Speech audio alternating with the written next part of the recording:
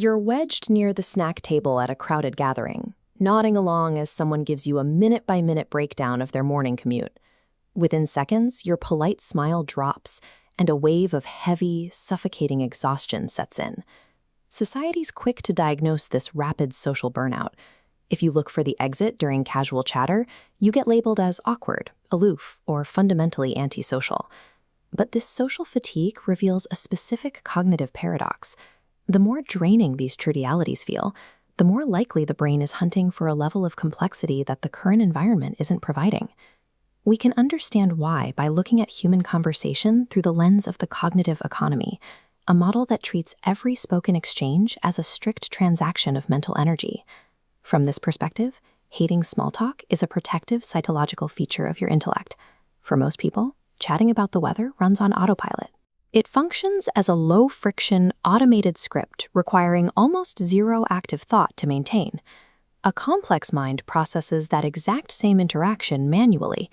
Every forced nod and polite chuckle requires high-friction, deeply unnatural cognitive labor. You are actively burning processing power to suppress your boredom and calculate a conventionally polite response in real time. We can quantify this invisible mental effort using a metric called cognitive return on investment. This cognitive ROI ledger shows a massive deficit for the complex mind. Masking disinterest rapidly depletes energy out, and energy in remains completely empty. Compare that to a typical brain. Their ledger fills with a social reward, perfectly balancing the energy spent to participate. Operating at a continuous negative energy balance forces literal physiological exhaustion upon your body after just a few minutes of mingling. This cognitive drain triggers automatically, entirely independent of your actual desire to be friendly or connect with the person in front of you. For complex minds, engaging in these surface-level fake interactions is functionally bankrupting your mental energy reserves. Inside the neurological landscape of a deep thinker, we find a default setting that constantly craves abstract concepts and novel ideas. For these individuals, the energy dynamic flips. Dissecting a complicated theory or engaging in a rigorous debate provides a cognitive recharge, replenishing the mind rather than draining it. This diagram illustrates the internal reward mechanism.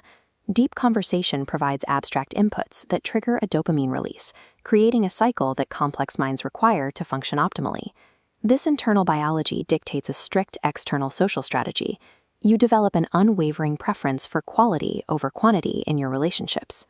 Ducking out of a networking event serves as a deliberate, necessary defense mechanism designed to filter out low-value noise.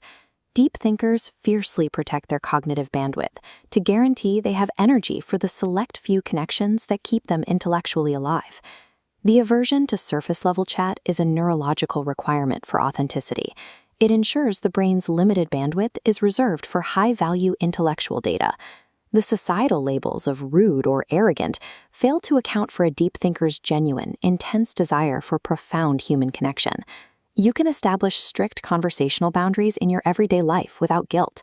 Actively seeking out the deep waters of conversation acts as a healthy, mandatory requirement for your psychological well-being. You don't dislike people. Your mind simply demands a higher caliber of intellectual exchange from the words we share.